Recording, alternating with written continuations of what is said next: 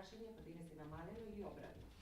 Ние во континуитет алармираме за оваа состојба со загадувањето на воздухот и членуваме во повеќе формални и неформални групи и поддржуваме повеќе граѓански иницијативи и издруженија кога се борат за подобрување на состојбата со аерозагадувањето во Република Македонија. Исто така сметаме дека и оние кои се најодговорни, а тоа е Министерството за животна средина и просторно планирање, треба таму да работат професионални кадри кои навистина ќе одговорат на задачите и потребите кои ги имаат граѓаните пред се децата во Република Македонија. Тоа го искажавме неколку пати досега и сметаме дека тоа може да се врати како бумеранг на било која политичка гарнитура доколку не ги зема сериозно предвид потребите и интересите на децата во Република Македонија пред се како најранлива категорија, како што нагласив на почетокот. Дали бевте повикани имаше некако седница во парламентот за аерозагадување? Дали присуствувавте мислите, дали ги истакнавте пред пратениците вашите барања? Искрено, не веруваме премногу во институционално разрешување на овој проблем.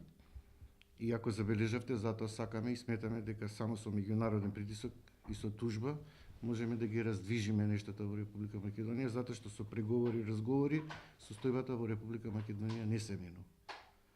Информиран е меѓународниот фактор, мобилизирани се институциите од страна на меѓународниот фактор и очекуваме некакво издржување во Република Македонија. Каква ќе биде разрешницата, не знаеме. Вчера имавме втората средба со адвокатот кој бесплатно ќе не застапува, каде што 4 граѓански организации застануваат за оваа иницијатива. Тоа е Зелениот институт, Новинари за човекови права, Првата детска амбасада во светот Мегеши и Радар здруженијето. Само ако сакате. Чекаме вештаци. Да. Чекаме вештаци, веќе еден вештак прифати да даде свое мислење.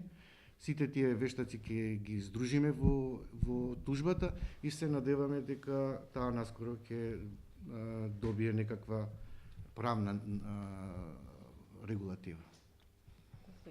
Да, да резимирам ако може, пошто ја така ве сваќам, значи доколку пратениците не се активни сето тоа што го барате од нив, вие повикувате на граѓанска непослушност за да го кренете гласот? Ние повикуваме пратениците да бидат помобилни и поактивни и да бараат самите законски измени за намалување на досега дозволениот висок праг на 200 микрограми на метар кубен во 2 последователни дена, да го намалат на европските стандарди 40 и да нема со ова компромис.